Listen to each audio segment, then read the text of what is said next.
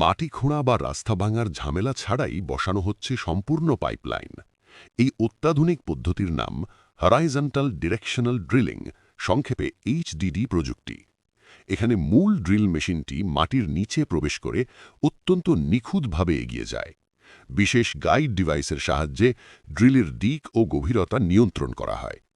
মেশিনের সামনে থাকা ড্রিল হেড থেকে নির্গত রেডিও সিগন্যালের মাধ্যমে উপরে থাকা কর্মীরা প্রতিটি মুহূর্তে অগ্রগতি পর্যবেক্ষণ করেন।